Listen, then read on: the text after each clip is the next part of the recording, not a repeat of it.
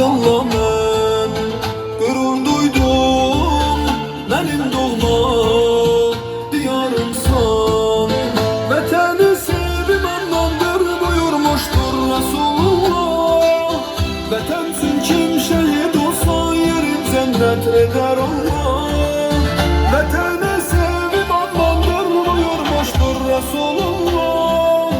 Vətən üçün kim şehit olsa yerin cennet eder Allah. Yerin cennet eder Allah. Azerbaycan, Azerbaycan, Azerbaycan, Azerbaycan.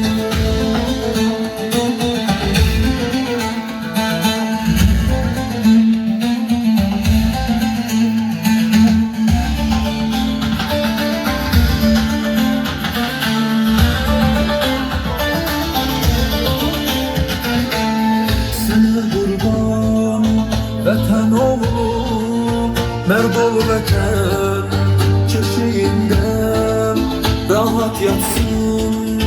Şirin şirin körpeler öz beşiğinde.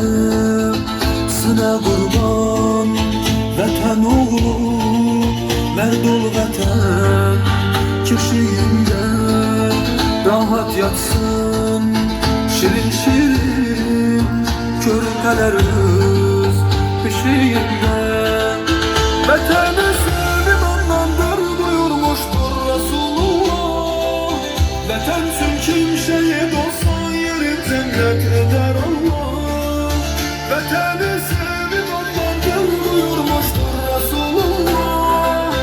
Vətən üçün kim şehit olsa yerin cennet eder Allah. Yerin cennet eder Allah. Azerbaycan, ana yurdum, benim doğma diyarımsan. Adınla mən gurur duydum. Benim doğma diyarımsan. Azerbaycan, Azerbaycan, Azerbaycan, Azerbaycan.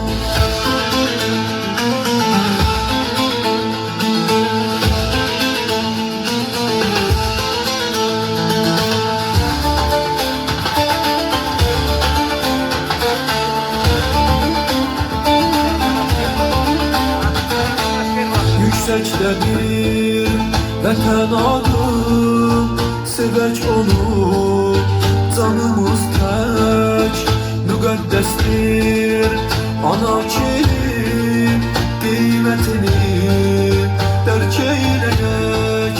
Yüksektedir vətən adım, sevək onu canımız tək.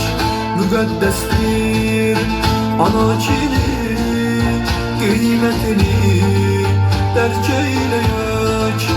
Vətəni sevim anlamdır buyurmuşdur Resulullah.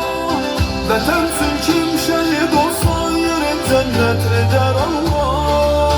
Vətəni sevim anlamdır buyurmuşdur Resulullah. Vətən üçün kim şehit olsa yerin cennet eder Allah. Yerin cennet eder Allah. Azerbaycan, ana yurdum, benim doğma diyarımsan. Adınla mən gurur duydum. Benim doğma diyarımsan. Azerbaycan, Azerbaycan, Azerbaycan, Azerbaycan.